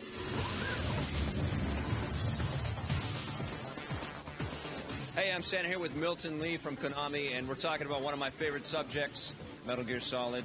This is Metal Gear Solid 3 Subsistence, and it's not just like a director's cut here, is it? There's a lot more going on this time. It's actually, I consider it a game and a half, because they added online mode. So up to 8 players now can play online in all sorts of modes. So it's not just single player. It's not just single player. Not just single player. So this is, we've been sort of tempted with the Metal Gear Online thing for a little while, but this is the delivery of that. Finally, we're playing online. Finally, yes. Yeah. What I thought was pretty cool, too, just from the little bit that I've been able to play so far, is the camera control, which has always been a little frustrating for some people in the Metal Gear games, because it's all been kind of locked for you. Now you can move it around. It's kind of Splinter Cell-esque. Yeah, perfect 360 around, so now if you're hanging on a wall, you can actually turn the camera around and you can look around the wall without actually having your character turn around and, get in the gunfire. So. Now, how are you guys handling? Can you map the controls any way that you want to? Can you, shoot with the trigger? Unfortunately, there is no custom control. Okay. But the controls, I believe the design team in Japan has played it through and all of them approve of the control scheme. So, it uses every button, all the Metal Gear parts of controls are in there. Excellent. Now, when you play the Metal Gear Solid 3 Snake Eater game, because that's part of the package as well, can you manipulate the camera any way that you want, or is it the exact same game? There is a new camera scheme for some areas, but not all areas have been tweaked that way. Okay. So. Now, what about content-wise? Are we seeing new stuff in the Snake Eater storyline that we didn't see the first time around? The Snake Eater storyline, unfortunately, has not been touched yet. Okay. This 2 and this 3 are brand new. This 3 is the theater mode, and this 2 is just the online mode as you're seeing. Yeah. This one also has the Metal Gear Acid 2 link that you can do. So you can just take pictures in here, transfer it to your PSP, and look at it in 3D. That's amazing. And then it also has the original Metal Gear game and the sequel from the NES. In perfect English, the first time you've ever seen the game in English. Fantastic. This is kind of like the Metal Gear Solid fans' dream collection right here, isn't it? More or less. Yeah. At least until MGS4 comes out. Yeah, yeah. And then that will be the new one. Yeah, seriously, how do you top this? I guess you got to have all the games on one disc or something. I think Kojima's gonna try it. He's gonna do it. He always ends up copying his old games. Yeah. Fantastic. Well, go check it out. It's Metal Gear Solid 3, Snake Eater, Subsistence. But you lose the Snake Eater bit, right? Snake Eater bit, yep. So Metal Gear Solid 3, Subsistence. Cool. Right. I'm there. Sold. Thank you, Milton.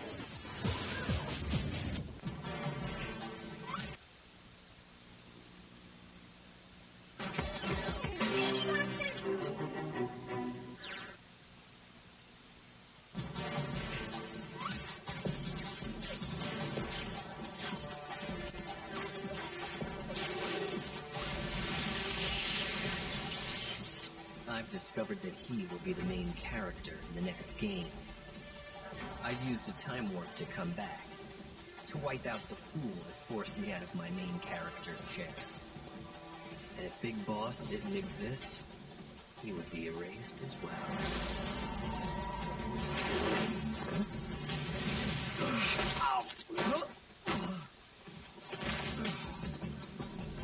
You've created a time paradox. You can't go changing the future like that.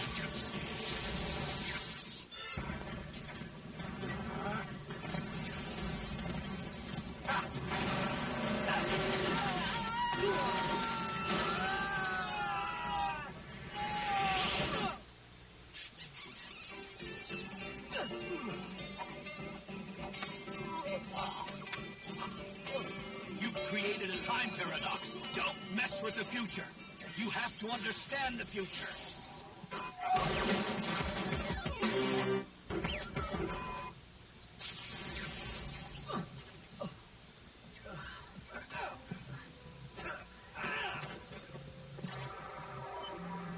Target sighted.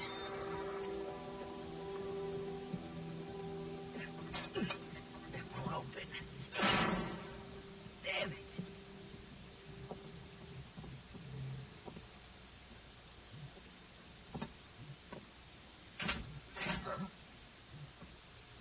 Major, what are you doing here? I've been waiting for you in my room. Hey, what are you doing?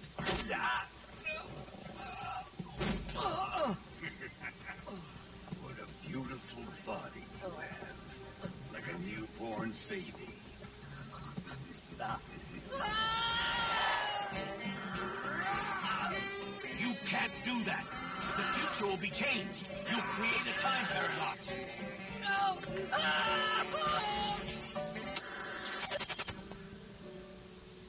Look at that scar.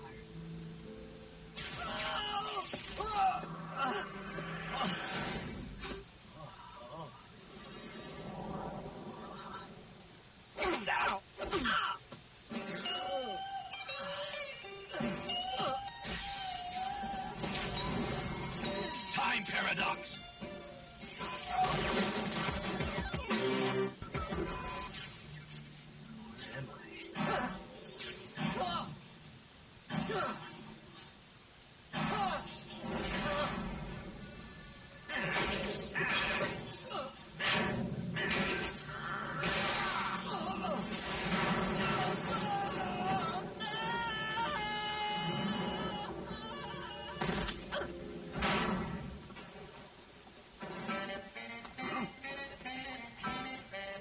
Time paradox.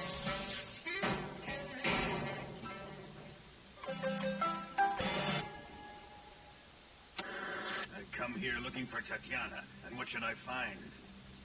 But a greasy freebooter.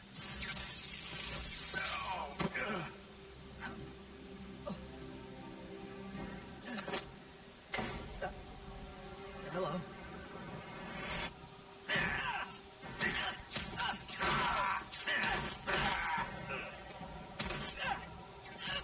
Hey, wrong guy!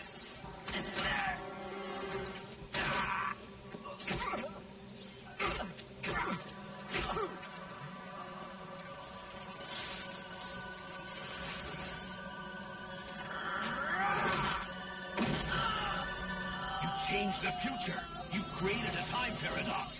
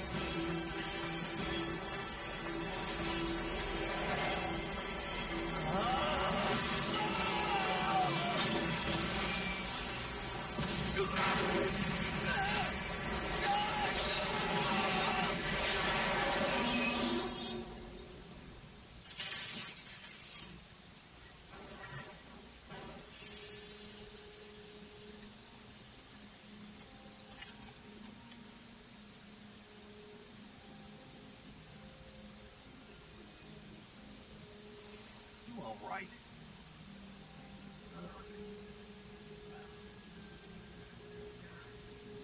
Sorry.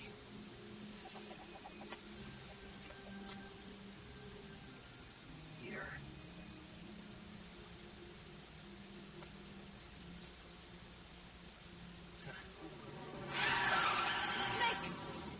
Hop in. Be careful. Let's go.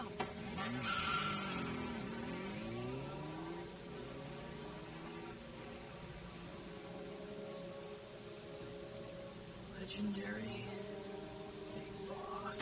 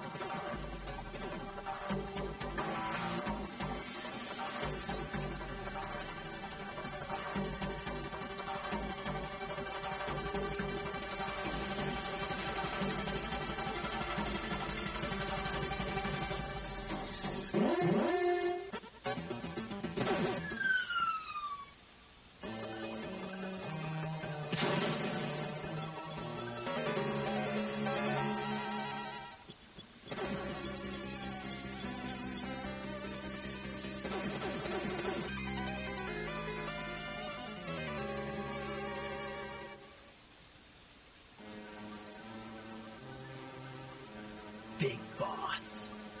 I knew I should have killed you.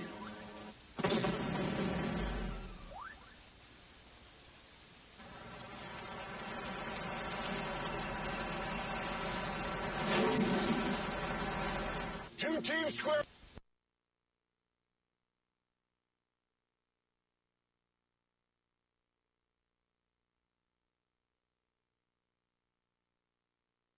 And web. I smell like a tree. Welcome back not. to X-Play. You're not. The PlayStation 3 is supposed to come out this year, and Metal Gear Solid 4 could be one of the launch titles. We've seen trailers, and it looks amazing. But that's all we got. And who knows when the PS3 will actually launch. By then, I'll probably be middle-aged and telling Regis about my weekend. To satisfy the hungry gamers demanding more Snake in the here and now, Konami has seen fit to offer an expanded version of Metal Gear Solid 3. Featuring online multiplayer for the first time in any MGS game, it promises to bring new life to the series. But it's still not Metal Gear Solid 4. Nope. Here's a review of Metal Gear Solid 3, Subsistence. Impossible John Woo action? Check. Mullet? Check. Annoying camera angle? No. This isn't the Metal Gear I knew. Something's different about you. Have you lost weight? Maybe you've been remixing the Metal Gear Solid 3 Subsistence. And hallelujah, I can see!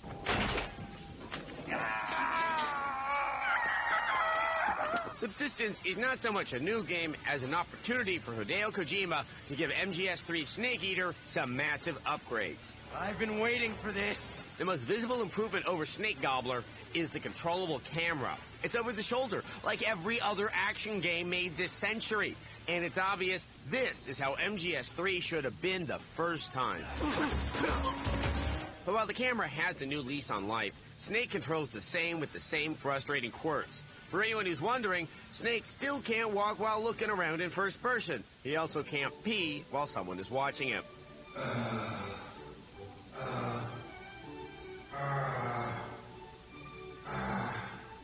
Do you mind? You're making it crawl back up.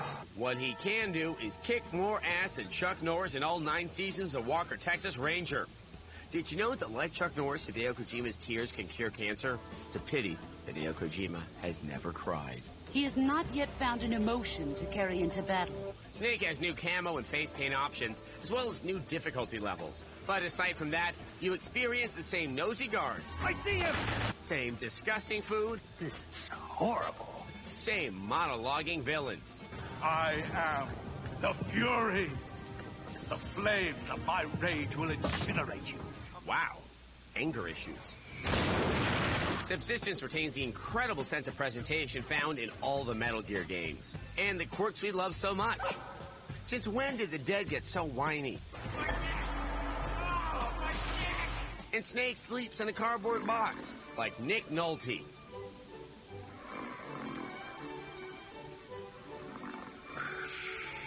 In a shocking discovery, we learned that the PS2 is capable of lag-free, easy-to-use online play. The Persistence multiplayer is a huge addition to the franchise. Game modes include all the usual suspects, plus a Snake versus Guard mode where a nigh-invisible Snake competes against a group of heavily armed guards. While fun, be prepared for a steep learning curve. A ridiculously steep learning curve.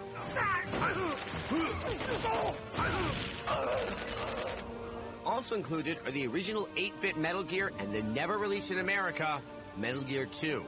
Thrown in are a few more Snake vs. Monkey maps, and a collection of secret theater cinematics seen before only on the interweb.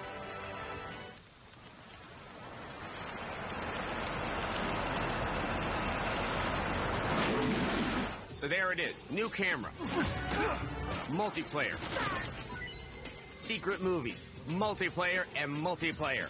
If they have just fixed some of the control problems, it might be perfect. Almost. I give up. With a $30 price tag, all the new content is a pretty good deal. Metal Gear Solid 3 Subsistence is awarded a 4. We did it! Out of 5.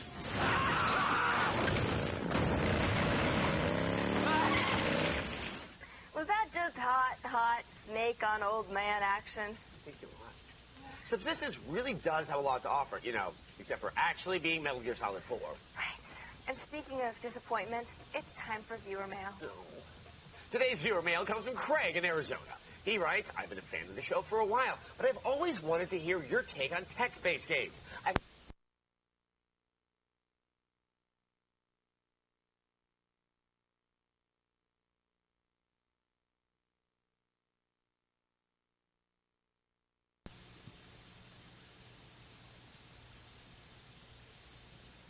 I'll tell you what, this is the next best thing.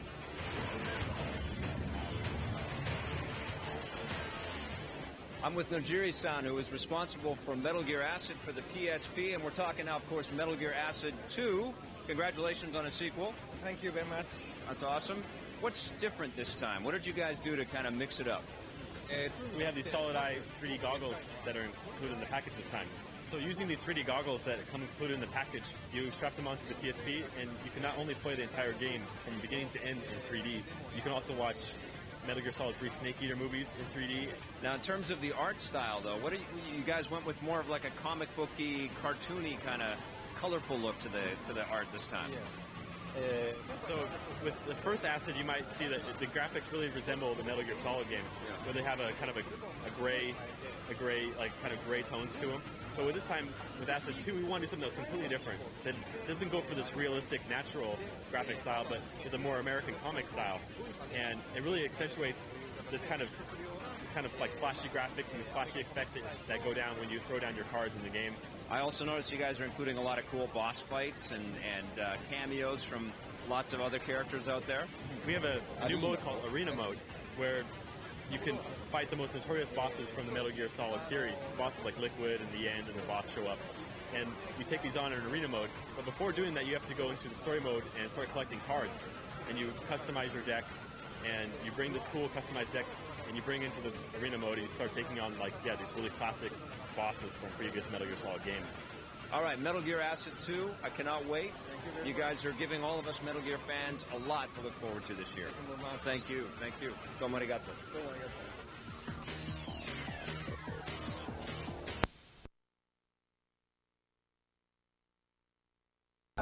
Okay, Spider-Man's there. We got that's Spider-Man. Spider-Man? Spider-Man. Spider-Man. He's like second or third rung on the Marvel Comics lineup. No, I don't know him. Okay, and then we got Carnage and Venom. But they're also doing, anyone recognize this? This is what got me freaking excited. This is the brand new Snake from Metal Gear 4, which is awesome. It's the old Snake. You know, well, that's the thing, right? Yeah. He's from Metal Gear 4 because he's got like white hair and everything. Yep. Do you think they'll let me touch their snake? Don't touch the snake. Don't touch the snake? No. Okay. And the cool thing is that this is actually just a prototype, but the final version will have a whole soft vinyl fitted uniform that you can actually, wear, and for all you perverts like Vic, take it off at night and stuff like that. So, is that Sid Vicious's crack I see? That is Sid Vicious. Why is his pants falling down? Well, he's a rock star. Oh. But go check these out, guys. You can find them on the SideshowCollectibles.com website. It's all the Medicom toys. Very cool stuff. Up next, we're talking about the... Time soon. At number 6 with a bullet is Metal Gear Solid 3, Snake Eater. The subtitle is a pretty apt description of one of the game's features. Yes, Snake Eater brings us the smorgasbord that is the great outdoors, allowing us finally to eat snakes, and frogs, and even alligators. Them's goodies. Along with his Zagat survival guide, Snake also brought a fabulous camo wardrobe that would make any survivalist fashionista proud.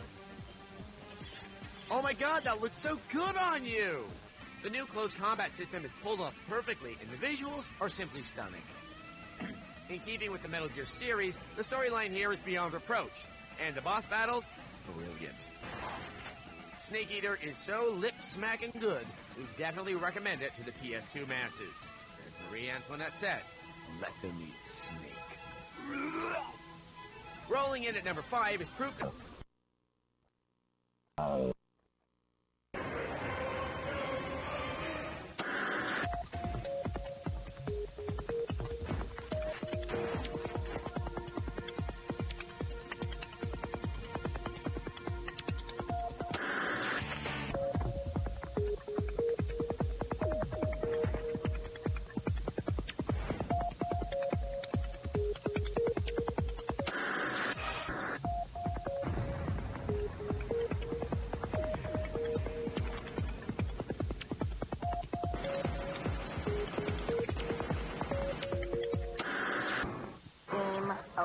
But I can't stop playing, Mandy.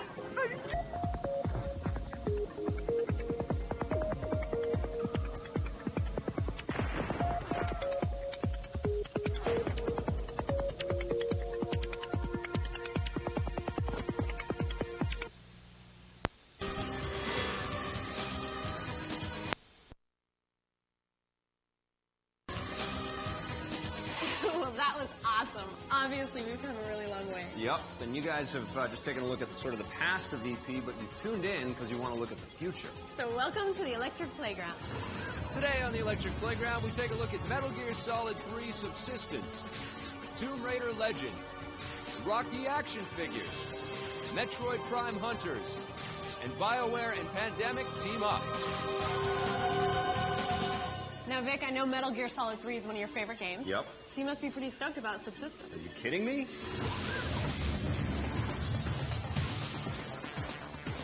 Hey, I'm standing here with Milton Lee from Konami, and we're talking about one of my favorite subjects, Metal Gear Solid.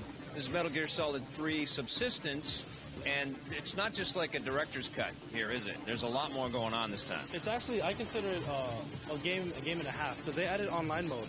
So up to 8 players now can play online with all sorts of modes. So it's not just single player. It's not just single player. Not just single player. So this is, we've been sort of tempted with the Metal Gear Online thing for a little while, but this is the delivery of that. Finally, we're playing online. Finally, yes. Yeah. Well, what I thought was pretty cool, too, just from the little bit that I've been able to play so far, is the camera control, which has always been a little frustrating for some people in the Metal Gear games, because it's all been kind of locked for you. Now you can move it around. It's kind of Splinter Cell-esque. Yeah, perfect 360 around, so now if you're hanging on a wall, you can actually turn the camera around and you can look around the wall without actually having your character turn around and, get in the gunfire. Excellent. Now, how are you guys handling? Can you map the controls any way that you want to? Can you, shoot with the trigger button? Unfortunately, there is no custom control. Okay. But the controls, I believe the design team in Japan has played it through, and all of them approve of the control scheme. So, it uses every button, all the Metal Gear parts of controls are in there. Excellent. Now, when you play the Metal Gear Solid 3 Snake Eater game, because that's part of the package as well, can you manipulate the camera any way that you want, or is it the exact same game? There is a new camera scheme for some areas, but not all areas have been tweaked that way. Okay. So. Now, what about content-wise? Are we seeing new stuff in the Snake Eater storyline that we didn't see the first time around? The Snake Eater storyline, unfortunately, has not been touched yet. Okay. This 2 and this 3 are brand new. This 3 is the theater mode, and this 2 is just the online mode as you're seeing. Yeah. This one also has the Metal Gear Acid 2 link that you can do. So you can just take pictures in here, transfer it to your PSP, and look at it in 3D. That's amazing. And then it also has the original Metal Gear game and the sequel from the NES. In perfect English, the first time you've ever seen the game in English. Fantastic. This is kind of like the Metal Gear Solid fans' dream collection right here, isn't it? More or less. Yeah. At least until MGS 4 comes out. Yeah, yeah. And then that will be the new one. Yeah, seriously, how do you top this? I guess you got to have all the games on one disc or something. I think Kojima's gonna try it. He's gonna do it. He always ends up copying his old game. Yeah. Fantastic. Well, go check it out. It's Metal Gear Solid 3 Snake Eater Subsistence. But you lose the Snake Eater bit, right? In the Snake Eater bit, yep. So Metal Gear Solid 3 Subsistence. Cool. Right. I'm there. Sold. Thank you, Milton. Metroid Prime Hunters. Looks cool. Oh, no problem. It's my pleasure. August 24th, 1963 saw the birth of Japanese game designer Hideo Kojima. Kojima joined Konami in 1986, and his first game to get released was Metal Gear for the MSX home computer system in Japan, and later for the Nintendo Entertainment System. It was a kind of a stealth game for the first time. Previous to that, these action kind of battle games were attacking, but this new MGS concept was first hiding and sneaking, and then attacking. One of the reasons for this design choice was the MSX couldn't handle graphics very well, and this type of gameplay was less processor-intensive than a shoot-'em-up. Metal Gear's protagonist, Solid Snake, has become one of video games' most popular characters, with many different sequels and incarnations since his original appearance. Kojima is now the head of Konami's Kojima Productions, who are hard at work on Metal Gear Solid 4 for the PlayStation 3. After the break, we'll look at a new racer for the PSP, and then Tommy's going to go toe.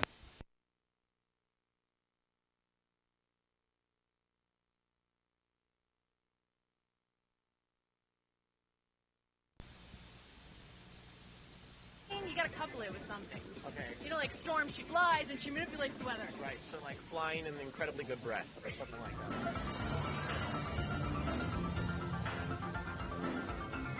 Hey, we're here at the Konami booth at Comic-Con. I'm standing with Kid Ellis, and I want to know why Konami chose to be here with this presence. Why is Comic-Con important to you guys?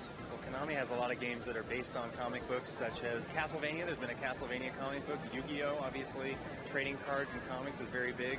And we also have a whole new kind of comic book product, which is our digital comic series.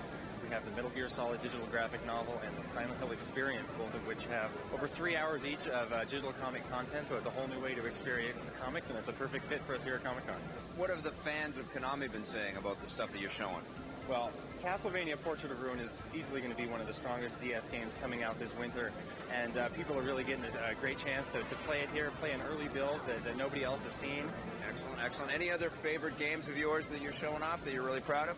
Oh, the Metal Gear Solid digital graphic novel is a really great step in comic books. You know, it's not just a static comic book as you see on a page of a traditional comic. It's got animation, sound, music, retelling the story of the first Metal Gear Solid game, so it's something that it's a true essential product for any Metal Gear fan. You also have the Silent Hill graphic novel for the PSP as well, right? Yeah, we have the Silent Hill Experience, which is a combination of several things, actually. We have the digital comics, so there's 2 different comic books in there, compilations for people to enjoy over 3 hours of comic book content, and also a lot of exclusive content from the Silent Hill movie that was recently out. So it's a great compilation for all the Silent Hill fans out there to enjoy on their PSP. But no Metal Gear 4. Where's Metal Gear 4 here? What's going on with that? And Metal Gear for the PSP. Where's the new Metal Gear for PSP? Well, Metal Gear is so big, we can only show, one thing at a time. So the focus here, since it's a comic book show, is a digital graphic novel. You can expect to see more on Metal Gear Solid Portable Ops very soon. And Metal Gear Solid 4 is always creeping up around the corner. So everybody's got their eye on that one. You're watching Electric Play. Single-player missions taking you through all the 3 Star Trek eras: Captain, Spy Captain. Next up, Metal Gear Solid Portable Ops offers up the real-time Metal Gear action that PSP fans have been waiting for. This time you'll need more than Snake to complete your missions. To recruit other operatives, simply cold cock them, drag them back to your truck, and then brainwash them into fighting on your side. You still only control one operative at a time, but it's nice to have some help from people who are just trying to kill you. And finally, the Castlevania legacy continues with Castlevania Portrait. The moral of the story, a self-aware dog. Now that's a holiday treat money can buy. With a song that seeps into your brain like that worm from Star Trek II, Loco Roco has more than enough wacky weirdness to be the ideal stocking stuffer. Holidays are for getting together with your friends, virtual or otherwise. And what better way to sneak behind their backs and kill them than with Metal Gear Solid Portable Ops? Who's that? Oh! The portable means it's portable. The metal means it rocks. Snake's back, and he's brought some of his wise men with him to celebrate the season. Lots of fighting, lots of missions, and that MGS dialogue we love and hate all at the same time. One of the best loved games of the 80s is back as one of the best.